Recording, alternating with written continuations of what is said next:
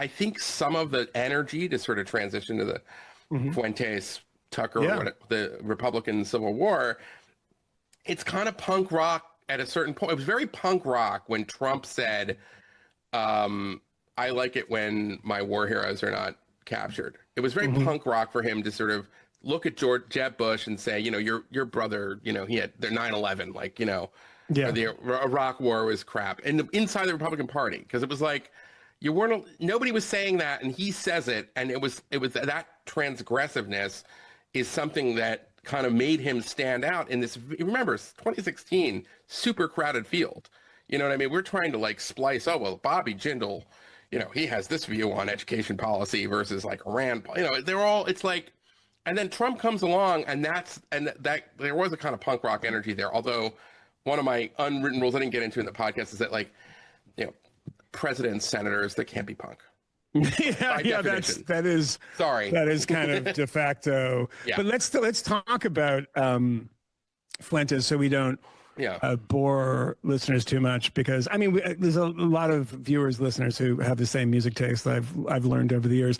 But the Fuentes thing, you write a piece for the Free Press about the kind of making of Nick Fuentes and where he comes from. I was before the Tucker interview, so I was like ahead of the curve. Yeah. So tell me a little bit about that. I mean, number one, why do you think it's important to do that? Because you know the argument, I know the argument.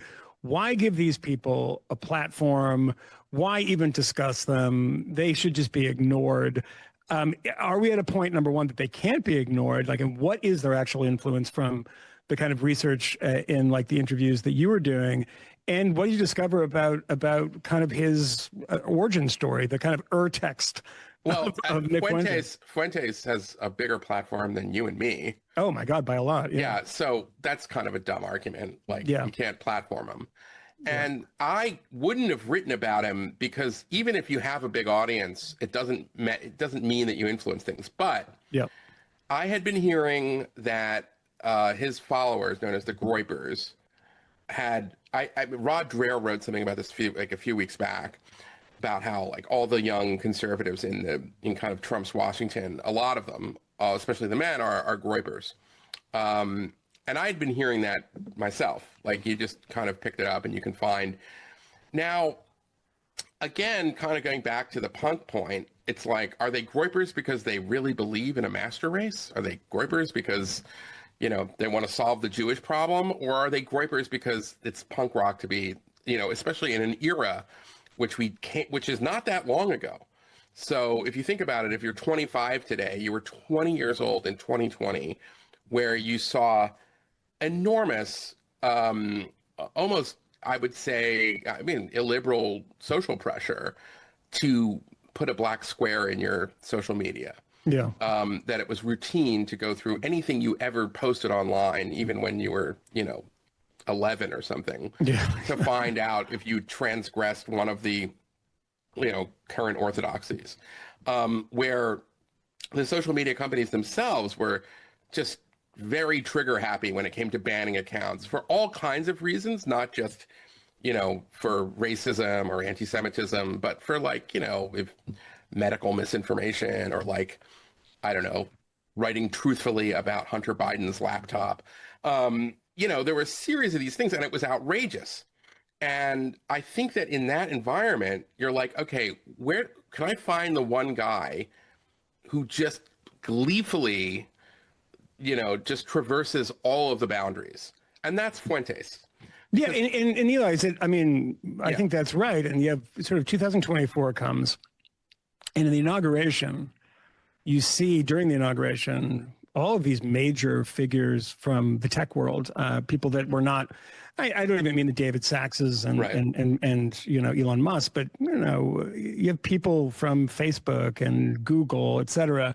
And it seems like Trump, who is so unacceptable in the kind of mainstream culture, not with voters, but in the mainstream culture in the first term, are, you know, the Overton window has shifted and has broadened this, that you could be the guy who wore the MAGA hat the first time around, and people would be like, whoa, look at this guy, and get the attention and be punk rock. But the kind of mainstream of Donald Trump in the second election coincides pretty nicely when you overlay it with the kind of Groyper explosion. It's like being the Trump person is not enough anymore. No. And I've compared this, and I did an episode with our friend Meghan McCain about this, and I think I compared it to pornography, of that, everybody, like, that's the complaint about, is that it becomes so normalized that you need it weirder and harder core and more, this women that get kicked off of OnlyFans for sleeping with 1,000 people or something like that. It's like you need it more insane to kind of get the clicks and get people to pay attention.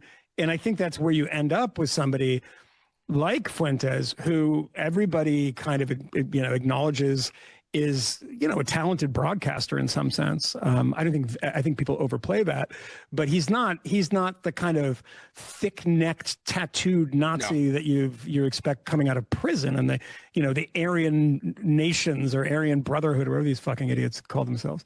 Although it does present a kind of paradox, which is to say, the argument in 2021 was these freaking busybody, Kamala wine moms are telling me that I'm a Nazi because I state a biological fact that men cannot get pregnant. Like, if you say men can't get pregnant, you're a Nazi. Yeah. Okay. And that is actually something that, like, I think the majority of Americans were like, yeah, it's kind of ridiculous, that you're going to tell me that, like, on the trans stuff, if I don't toe the line entirely on your gender ideology. Yeah, it's an 80-20 issue. Yeah. Right. Yeah. But now it's like we're in this weird position where people are like, you're right, I am a Nazi. It's like, I'm like, oh, wait a second. Okay, because you watched the show. Yeah, right. Like, oh, yeah, like, oh, I am a Nazi, actually. Yeah.